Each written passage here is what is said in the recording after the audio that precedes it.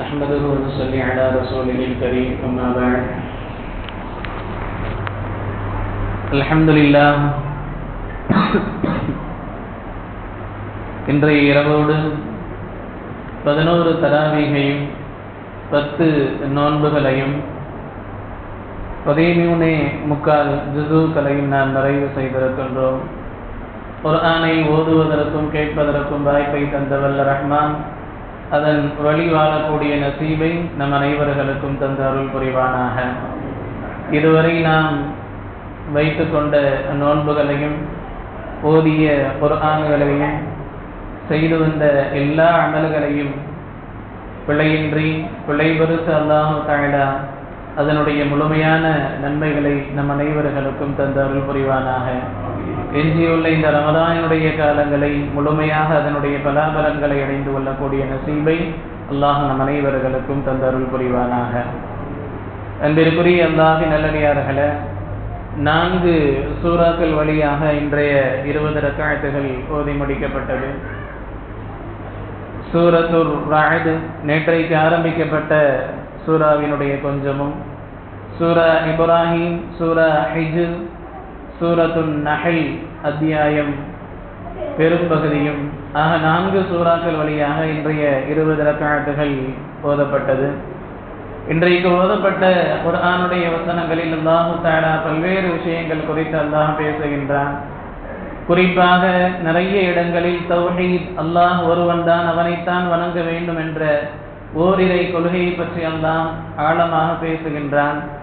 அதுபோல பல்வேறு நபிமார்களுடைய வரலாறுகளும் அதன் மூலம் பெற வேண்டிய படிப்பினைகள் குறித்தும் அல்லாஹ் பேசுகின்றான். அதுபோல அல்லாஹு தஆலா இந்த மனித சமூகத்திற்கு என்னவெல்லாம் நிஅமத்துகள் செய்திருக்கின்றான் என்பதை பற்றி பேசிவிட்டு ஒரு நேரத்திலே சூரத்துல் இப்ராஹிமினுடைய கடைசியிலேயும் சூரத்துல் ஹிஜ்ரினுடைய ஒரு பகுதியிலேயும் இந்த அடியானுக்கு நாம் எண்ணற்ற நிஅமத்துகளை, எண்ணி முடிக்க முடியாத அளவிற்கு நிஅமத்துகளை நாம் கொடுத்திருக்கின்றோம், இருந்தாலும் அவர்கள் நன்றி செலுத்துவதில் குறையுள்ளவர்களாக இருக்கின்றார்கள் என்ற, நன்றியுள்ளவர்களாக இருக்க வேண்டும் என்ற எச்சரிக்கையும் அல்லாஹு தஆலா இன்றைய ஆயாத்துகளில் பதிவு செய்கின்றார்.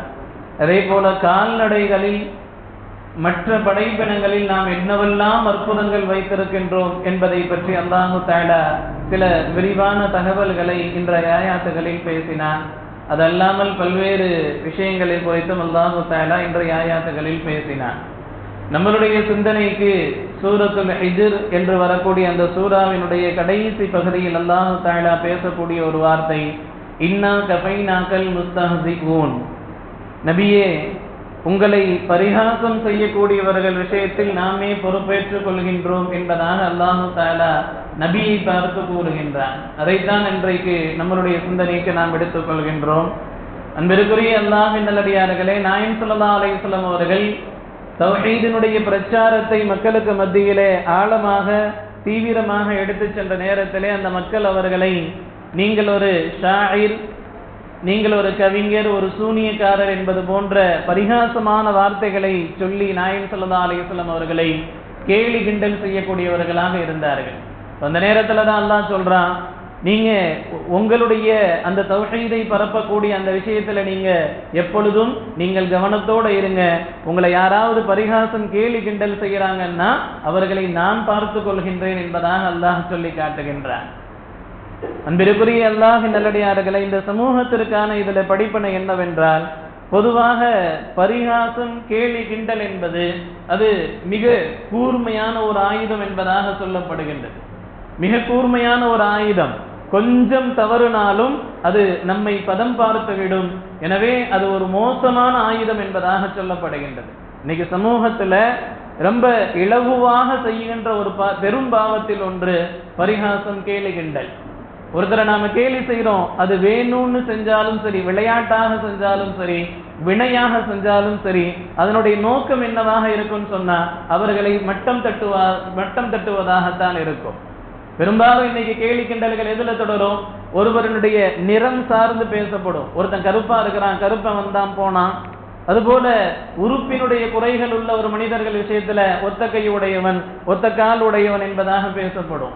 அதே போல கண்ணுல ஒருத்தனுக்கு குறை இருக்குன்னு சொன்னா ஒன்றரை கண்ணு தெரியாதவன் என்பது போன்று பேசப்படும். ஒரு விஷயத்தை ஃபுகஹாக்கள் நமக்கு முஃபஸ்ஸிரீன்கள் தெளிவாக சொல்றாங்க. இந்த ஆயத்துல இருந்து அல்லாஹுவால் அமைத்து கொடுக்கப்பட்ட மனிதனால் மாற்றிக்கொள்ள இயலாத ஒரு இயல்பான காரியத்தில், ஒரு இயல்பான விஷயத்தில் மனிதன் கேலி பரிகாசம் செய்கின்றான் என்றால் அந்த பரிகாசத்திற்கு பகரத்தை அல்லாஹ் எடுத்துக்கொள்கின்றான். ஒருத்தன் நெட்டையா இருக்கணும் குட்டையா இருக்கணும்ன்றதை நீங்களும் நானும் முடிவு பண்ண முடியாது.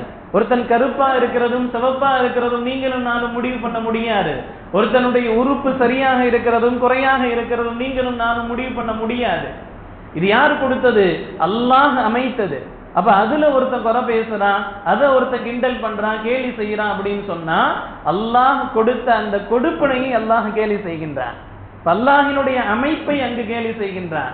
அதனால்தான் முஃபஸ்ஸிரீன்கள் சொல்றாங்க, அதற்கான பகரத்தை அல்லாஹ் தன் பக்கம் எடுத்துக் கொள்கின்றான். இன்னா கஃபைனாக்கல் முஸ்தஹ்சிஊன், நாம் பொறுப்பேற்றுக் கொள்கின்றோம் என்பதாக அல்லாஹ் சொல்லி காட்டுகின்றான். நபி ஸல்லல்லாஹு அலைஹி வஸல்லம் அவர்களுக்கு எழுத படிக்க தெரியாது. காரணம், இந்த உலகத்தில் மனித வடிவில் நாயகம் ஸல்லல்லாஹு அலைஹி வஸல்லம் அவர்களுக்கு எழுத படிக்க சொல்லி தருவதற்கு, ஆசிரியனாக இருப்பதற்கு யாருக்கும் தகுதி கிடையாது. நாயகத்திற்கு எழுதவும் தெரியாது, படிக்கவும் தெரியாது. அதுதான் உண்மை. யாரும் இந்த உலகத்திலே சொல்லித் தருவதற்கு ஆசான் என்பதாக யாரும் அவர்களுக்கு இருக்க முடியாது. இப்போ வஹி வந்துச்சுன்னு சொன்னா காத்திபுல் வஹி, வஹி எழுதக்கூடியவர்களை வச்சுதான் எழுதுவாங்க. இஸ்லாத்தினுடைய ஆரம்ப காலகட்டத்தில் ஒரு மனிதர் வஹி எழுதக்கூடிய அந்த பொறுப்புல இருந்தாரு. கொஞ்ச காலம் கழிச்சு முர்தத் ஆயிட்டார், இஸ்லாத்தை விட்டு வெளியில போயிட்டார். வெளியில போன பிறகு நாயகம் ஸல்லல்லாஹு அலைஹி வஸல்லம் அவர்களை எப்படி கேலி பண்ணிக்கிட்டு இருந்தாருன்னா, அப்படி ஊருக்குள்ள சொல்லிக்கிட்டு இருந்தாரு, நபி அந்த முஹம்மதுக்கு படிக்கவும் தெரியாது எழுதவும் தெரியாது, வஹீன்ற பேர்ல நான் என்ன எழுதணும்னோ அதைத்தான் அவர் வாசிக்கிட்டு இருந்தாரு, சொல்லிக்கிட்டு இருந்தாருன்னு சொல்லுவாங்க. கேலியா சொல்லிக்கிட்டு இருந்தானோ. அந்த விஷயத்தை நாயகம் ஸல்லல்லாஹு அலைஹி வஸல்லம் அவங்களுக்கு ரொம்ப வேதனையை தந்துச்சு. ஏன்னா பிரச்சாரத்தை தீவிரப்படுத்தக்கூடிய அந்த நேரத்துல ஏற்கனவே கவிஞர் அப்படின்னும் பைத்தியக்காரன் அப்படின்னும் அதே போல கதையை சொல்றாரு அப்படின்னும் பலவிதமாக பேசக்கூடிய நேரத்துல வஹியையே ஒருத்தர் குறை சொல்லி அங்க கேலி பேசிட்டு இருக்காருன்னு ரொம்ப வேதனை அடைஞ்சாங்க. சொன்னாங்க, அவர்களும் கோபமடைந்தார்கள், அல்லாஹும் கோபமடைந்தான். இந்த வேதனையில சொன்னாங்க, இந்த மனிதனுடைய உடலை இந்த பூமி ஏற்காது என்பதாக சொன்னார்கள். அல்லாஹ் உடனே அந்த துஆவை கபூல் செஞ்சான். அபூ தல்ஹா ரலியல்லாஹு சொல்றாங்க, ஒரு காலம் இருந்துச்சு, கொஞ்ச காலம் கழிஞ்சிச்சு, ஒரு ஊரினுடைய பகுதியில சில தோழர்களோடு நாங்க நடந்து போனோம்.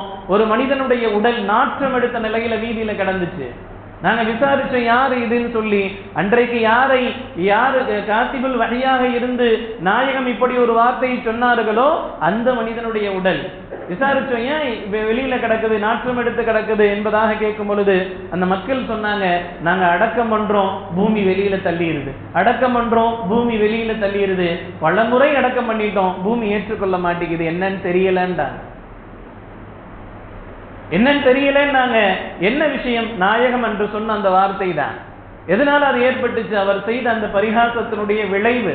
அப்ப நாம ஒருத்தரை நாம விளையாட்டாக கேலி செஞ்சாலும் சரி, வினையாக கேலி செஞ்சாலும் சரி, அதனுடைய விளைவு என்பது சில நேரத்தில் மிக மோசமானதாக இருக்கும் அப்படிங்கிறத நம்ம கவனத்துல கொள்ளணும். அன்பிற்குரிய அல்லாஹ் நல்லடியார்களே, அல்லாஹு தஆலா அதனாலதான் சூரத்துல் ஹுஜராத்தில் சொல்றான், யா அய்யுஹல்லதீன ஆமனூ, ஈமான் கொண்ட மக்களே, லா யஸ்கர் கௌமும் மின் கௌமின், ஒரு கூட்டம் இன்னொரு கூட்டத்தை நீங்க பரிகாசம் செய்ய வேண்டாம், கேலி கிண்டல் செய்ய வேண்டாம். அஸா யகூனு கைரம் மின்கும், அவர்கள் உங்களை விட சிறந்தவர்களாக மாறக்கூடும் என்பதாக அல்லாஹ் சொல்லி காட்டுகின்றான். இன்னைக்கு ஒருத்தர் பொருளாதாரத்துல குன்றி இருக்கிறாரு, அது அவருடைய தவறா? இல்ல, அவரை கேலி பேசக்கூடிய நேரத்துல நாளை அல்லாஹ் அவரை நல்ல நிலைமையில கொண்டு வந்துடலாம். இந்த உலகம் இருக்கு இல்லையா, அது மாறி மாறி வரக்கூடிய ஒரு வாழ்க்கைன்றது ஒரு வட்டம்னு சொல்லுவாங்கல்ல, அது மாறி மாறி வரும். மேலே இருக்கக்கூடிய அந்த வட்டம் புள்ளி கீழையும் வரும். வாழ்க்கைன்றது அப்படிதான். வதில்கல் ஐயாமு நுதாவிலுஹா பைனன் நாஸ், இந்த உலகம் அப்படி இருக்கு, மக்களுக்கு மத்தியில மாறி மாறி வரும். ஒருத்தனுக்கு சோதனை வந்துச்சுன்னு சொன்னா நாளை நலவும் அவனுக்கு நடக்கும், அப்புறம் சோதனையும் வரும், அப்புறம் சந்தோஷமும் வரும். அதே போலதான் ஒவ்வொரு நிலைகளையும் அல்லாஹு தஆலா மாற்றிக்கொண்டே இருப்பான். எந்த நிலைகள் குறித்தும் நாம் பரிகாசம் செய்துவிடக் கூடாது, கேலி கிண்டல் செய்துவிடக் கூடாது. கேலி கிண்டலுடைய நோக்கம் என்ன? மட்டம் தட்டுவதுதான். ஒருத்தர் மட்டமா நினைக்கிறதுனாலதான் அந்த இடத்துல நம்ம கேலி பண்ணுவோம். சில நேரங்கள் அது நண்பர்களுக்கு மத்தியில விளையாட்டா பண்ணுவோம், சில நேரங்கள் அது வினையாக பண்ணுவோம். ரெண்டினுடைய விளைவும் ஆக மோசமானது என்பதாக மார்க்கம் சொல்லி தருகின்றது. நபி ஸல்லல்லாஹு அலைஹி வஸல்லம் சொன்னாங்க, ஒரு மனிதன் இருப்பார், தலைவிரி கோலமா இருப்பார், பார்க்கறதுக்கு பிச்சைக்காரனை போல இருப்பார், பார்க்கறதுக்கு ரொம்ப அசிங்கமா இருப்பாரு. அவர் யாருக்காவது போய் பரிந்துரை பேசினா அந்த பரிந்துரை ஏற்றுக்கொள்ளப்படாது. ஆளை பார்க்க இப்படி இருக்க, ஓ நீ எல்லாம் சிபாரிசுக்கு வரலாமான்னு சொல்லி கேட்டுருவாங்க, பரிந்துரை ஏற்கப்படாது. ஆனால் அவர்கள் அல்லாஹ்விடத்துல கையேந்தி ஒரு வார்த்தை துஆ கேட்டால், யா அல்லாஹ் இந்த விஷயத்தை செய்து கொடு என்பதாக கேட்டால் அல்லாஹ் உடனே செய்வான். அத்தகைய மனிதர்களும் இந்த உலகத்துல வாழ்ந்துகிட்டு தான் இருக்கிறாங்கன்னு சொன்னாங்க. அப்ப வெளி தோற்றத்தை வச்சு, வெளி சூழ்நிலைகளை வச்சு யாரையும் நாம் பரிகாசம் செய்து விடக் கூடாது. குறிப்பாக அல்லாஹ் சொல்கின்றான், இன்னா கஃபைனாக்கல் முஸ்தஹ்சிஊன், பரிகாசத்தினுடைய அந்த விளைவை நாம் பொறுப்பேற்றுக் கொள்கின்றோம் என்பதாக அல்லாஹ் சொல்லி காட்டுகின்றான். எனவே அன்பிற்குரிய அல்லாஹ் நல்லடியார்களே, இன்றைய தராவீஹினுடைய சிந்தனையாக இதை நாம் எடுத்துக்கொள்ள வேண்டும். நம்மளுடைய வாழ்க்கையில எப்பவும் எந்த சூழ்நிலையிலையும் யாரிடத்திலையும் யாரையும் நாம் மட்டமாக நாம் நினைத்து விடக் கூடாது. எல்லோரையும் கண்ணியமானவர்களாக நாம் பார்க்க வேண்டும். அதே நேரத்தில் நாம் கேலி செய்யும் பொழுது, குறைகள் காணும் பொழுது, ஒருவேளை அந்த குறையுடையவர்களாக நாளை அல்லாஹ் நம்மை மாற்றி விடலாம் என்ற எச்சரிக்கையும் அல்லாஹ் வைத்திருக்கின்றான். எனவே வாழும் காலமெல்லாம் அல்லாஹ்விற்கும் ரசூலுக்கும் பிடித்த நல்லடியார்களாக வாழ்ந்து மரணிக்கக்கூடிய நசீபை அல்லாஹ்